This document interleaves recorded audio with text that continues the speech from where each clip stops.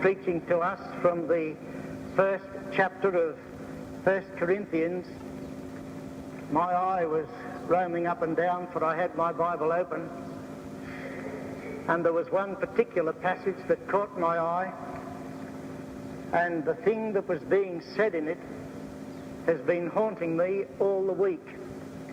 It started then, and it's continued. You'll find it in the first chapter of the first letter to the Corinthians. It's the 17th verse and the last part of the verse. For Christ did not send me to baptize, but to preach the gospel, and not with eloquent wisdom, lest the cross of Christ be emptied of its power. Now they were the words that sort of became fixed in my mind. Lest the cross of Christ be emptied of its power. And when you look at some of the other things that are said in that particular chapter, you begin to see why. For the word of the cross, he says in the very next verse, is to those who are perishing. Now, if you knew the original language, you'll know that what he was saying would be this. When the cross is being preached, Jesus dying for the sins of men, those who are hearing that message and are in the process of perishing, that is, in the process of being lost to God, in the process of eliminating themselves from heaven itself. To those people, the cross is folly. It's foolishness. It's nonsense. And do you know that nobody ever wants to believe something that they regard as nonsense, as foolishness? And so in a very wonderful way, the devil blinds their minds, and they never respond to the only way given to men whereby they must be saved. And then he goes on, and he says this wonderful thing. But to us who are being saved, it is the power of God. Now again, if you knew the original language, you'd know that what was being said there was something just like this. But to us, you and I, who happen to be in the process of being saved. That is, those of us, those people who are knowing this thing that the Bible calls being saved. Those who know that in their own lives have discovered that the gospel, the cross of Christ, is nothing less than God's power. Now you get the reason why there is such care taken by the apostle not in any way to obscure, to make hazy the cross of the Lord Jesus Christ. Now, if ever there was a man who had the intellect and the command of words and the ability to express thoughts and to put them just exactly as they needed to be put, then that man was Paul, the great apostle. But listen to what he says. For Christ did not send me to baptize, but to preach the gospel, not with eloquent wisdom, not with human cleverness, not with an overwhelming torrent of words, not with compelling and irresistible logic, lest the cross be emptied of its power. Now that haunted him, just as his words have been haunting me. For when you get to the second chapter, you get that kind of insight into this great man which occasionally he gives, where he sort of opens his heart and you're allowed to look in and see exactly how he feels and what was happening to him. And it comes to us in the second chapter, and here it is. When I came to you, brethren, I did not come proclaiming to you the testimony of God in lofty words of wisdom. For I decided to know nothing among you except Jesus Christ and him crucified. And I was with you in weakness and in much fear and trembling. And my speech and my message were not in plausible words of wisdom, but in demonstration of the Spirit and power, that your faith might not rest in the wisdom of men, but in the power of God. And I might add just a little word that, sort of a parenthesis. I wouldn't give you tuppence for any man's faith that rests in anything other than the power of God. And all too often it seems to me those calling themselves Christian haven't discovered that their faith, their life, their salvation is resting on the power of the living God. Where does yours rest? Emptying the cross of Christ of its power. How do we do this? We preachers do it. We do it when we draw attention to ourselves.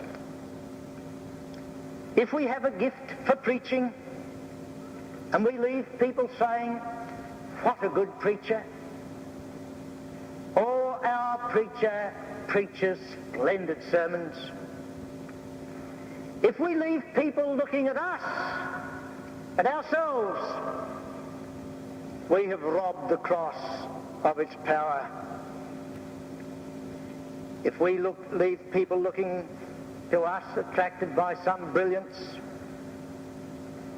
some cleverness of words, some gifts of intellect, something about our personality that is compelling, instead of having you people look to Jesus and only to him, then we are robbing the cross of its power. And that could be fatal for you. Oh, I tell you, that could be fatal for you or anybody else who happens to hear the gospel. And there's a terrible temptation, because at this very moment I'm in the spotlight. Here I am, up here alone on this platform, high and lifted up.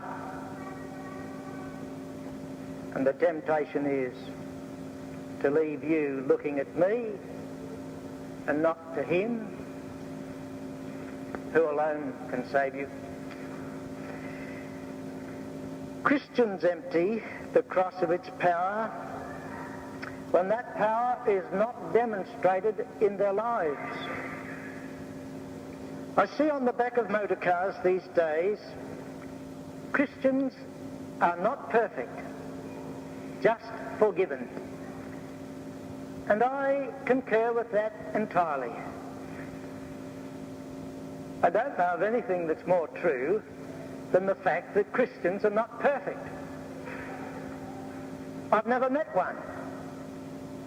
And I don't expect ever to have that privilege this side of heaven. They certainly are not perfect. They're human, and they'll remain human as long as they draw breath, and for that reason they'll stay imperfect. So the first part of that statement doesn't give me any trouble at all. But the second part of that statement ought to be equally true. Christians are not perfect, just forgiven. Well, Christians are forgiven. And the fact that they are forgiven ought to show up in their lives in 100 ways. You can't just say that. You can't just stick that on your bumper bar and think that you've done it all. No, if you say that, if you believe that, then your life, my life, should show that in 100 ways. It ought to show in our walk with God. It ought to show in the faith we exercise in a mighty God. It ought to show in the way that our lives are being changed. And people ought to be able to see that and to know that and to recognize that. Just forgiven, and you walk off and you think that you've said it all? Not a bit of it. We ought to, in the way we live, it ought to show if we're just forgiven in the kindness and the love which we have towards others. It ought to show in the joy and the happiness which our God is bringing into our lives. It ought to show in the tolerance and understanding we have for our fellows, our sinning, stumbling fellows. All these things ought to show and more if we are forgiven. There are other reasons and other ways in which we can take the power, rob the cross of its power. I do hope that I can tread carefully here. Ministers wear pendants round their necks these days with a cross. I see crosses in lapels and then gold chains around the neck, little crosses. In some ways, I suppose they're the most beautiful brooch there is. But that's easy. Oh, that's easy. I could so easily put a cross around my neck and it needn't mean anything. Not a thing. There's only one place that you and I can wear the cross, and that's right here, in the heart. Galatians chapter 2, verse 20 says it exactly. I am crucified with Christ. That's where you wear it. Right there, in your heart. The only place a Christian really ever has the cross. We rob the cross of its power whenever we substitute the world's way of being saved for Christ dying on the cross. And there are all sorts of ways in which this sneaks in. All sorts of ways.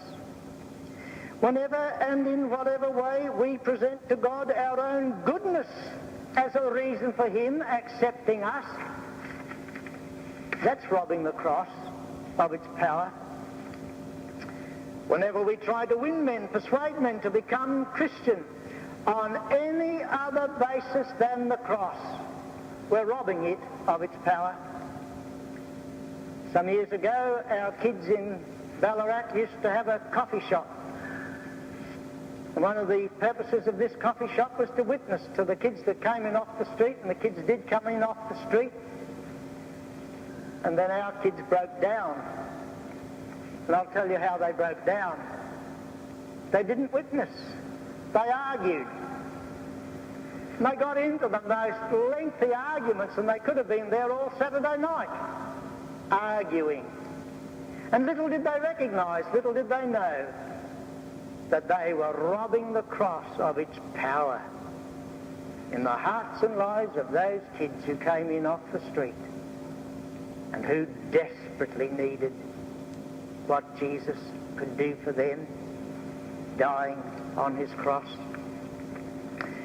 Yes, those are ways in which we rob the cross of its power. You may think of others. Now, why was Paul so careful not to empty the cross of its power? And I do hope I'm not doing that tonight. Why was he so careful about this? Well, I read it to you because the cross of Jesus is the power of God. It's the power of God to save men. It is the power of God to deal with the big problem that we've all got.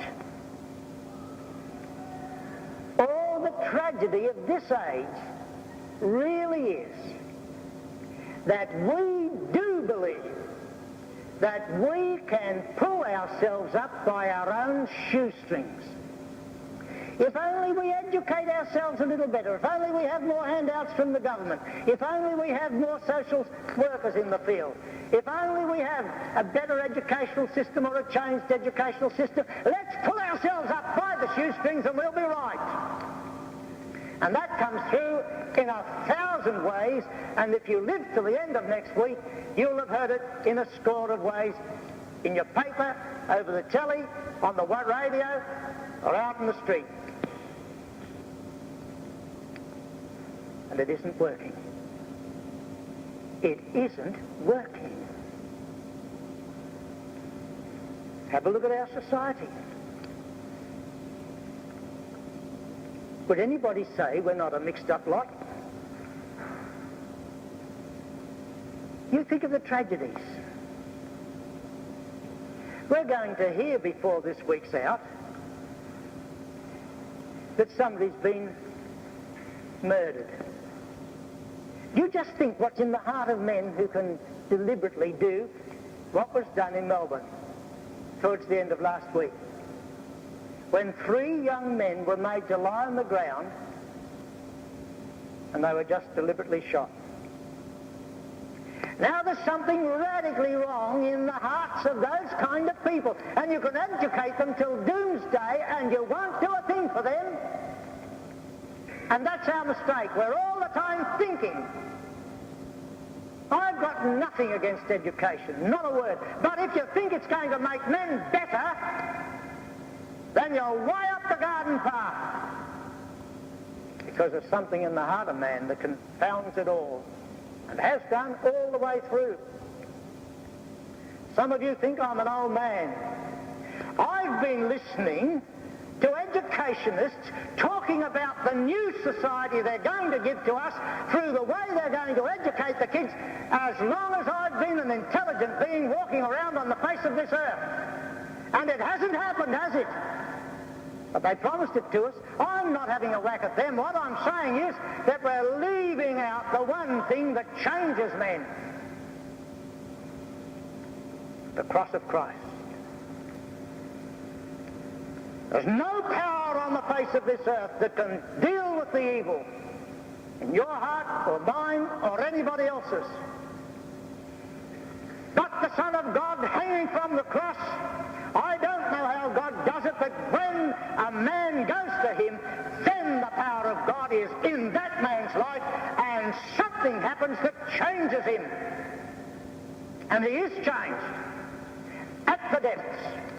Isn't that true? I call upon you to bear witness tonight, and you can contradict this if you want to. I defy anybody who has truly been to the cross of Jesus and there has knelt at his cross, and you've looked up into his face and you've asked him to come into your life. No matter what you are, no matter who you are, no matter what the power of sin in your life is, that you will stand up and you will say, well, he came in and his cross was ineffective. It did not work for me.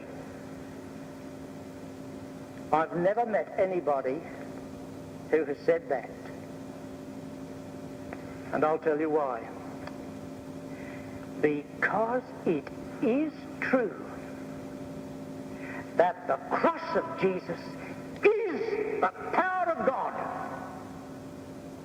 and will be the power of God in your life and mine if we allow it. And when we live the shoddy old lives that we do, you can know that we're not going to that cross.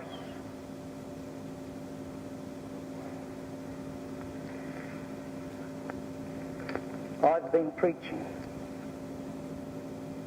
Paul said, I was determined to know no one among you but Christ and him crucified. I want you now to forget all about the preaching,